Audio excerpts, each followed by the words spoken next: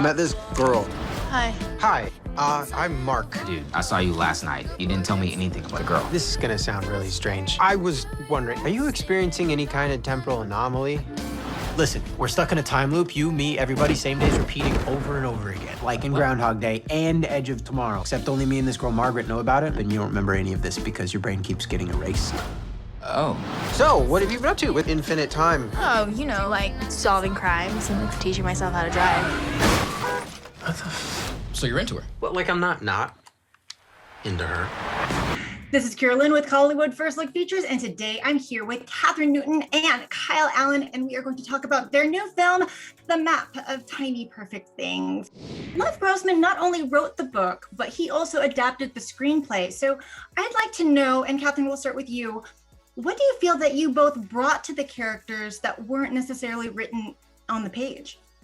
Well, when I first met Ian, he asked me, which is cool. He asked me, like, what do you think? Like, what do you think this story needs? And I said, I think you need someone like me because I really understand Margaret. And I understand that this movie's not going to work unless you fall in love with these two characters together. It had to be the perfect dynamic of Mark and Margaret. You had to believe their love story because it is the only thing that makes Margaret want to get out of her feeling of being stuck. Without a time loop, people feel like that all the time, where they don't want to move on, whether it's good or bad. And I think that, like, the three of us together made it make sense. You know, you have to let go of your past so you can embrace new experiences and keep growing.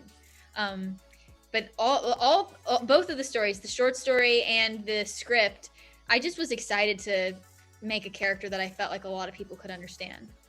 Gosh, I really feel like most of it was there. His movement, his physicality, all those things were written into it so well. I really just leaned into what was available. I gave it my best. I would say I brought that. Yeah, I really think it was all already there in the story. I have to tip my hat to the creators and Lev for creating the character and Ian for capturing it.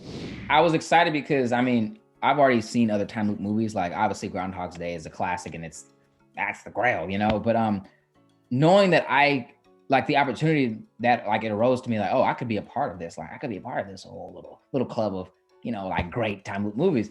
But I just liked the fact, aside from the aspects that they did with being stuck in a temporal anomaly, I just liked the things that they were bringing up and, like, the themes that they had aside from just being stuck and, like, only having time. Like, yes, time is very precious and it's what we do with it is what really matters. Also, it's what, like, the people we know within that too and who we spend it with, and, like, noticing subtle things that we don't really care about, like, on a day-to-day basis, or, like, that we don't even think that really has an effect on us, but it really does. And, like, if anything, this past year has taught everybody that, you know, like, we all know now, you know, like, that's all we have is time. It's like, now what do we do with it? You know, like, I can appreciate other things other than me doing my day-to-day, like, busy schedule, like going to see these people every single day, you know, and, like, I feel like that's for sure is what drew me into the script. Life is just junk. And then there's these moments. And all the randomness turns into something perfect. That is disturbingly inspirational. What if we found them all? All the perfect things, we could collect them. Like partners? Oh, yes. Well, the two of you have this wonderful choreography in the days that the two of you are going through the town. Can you talk about working through that and choreographing all that? We workshopped that for quite a few months before we started filming, working with the choreographer, Gabriel Del Vecchio, and the director and stuff like that, and just finding stuff. You know, we didn't want it to be over the top. We wanted it to be really grounded, but we also wanted to, like, keep you entertained. We wanted to have all these little bits and pieces that work, which needed to be rehearsed a lot, not only so that we could, you know, do it seamlessly on the day and make it look like we'd done it 1,000 times, but also to teach people really quickly, because we had a lot of people that weren't part of the rehearsal process that also had to deliver really precisely because we had a limited amount of time. And I think that's a huge testament to Kathryn's ability to pick things up really, really quickly. The Map of Tiny Perfect Things is streaming on Amazon Prime now.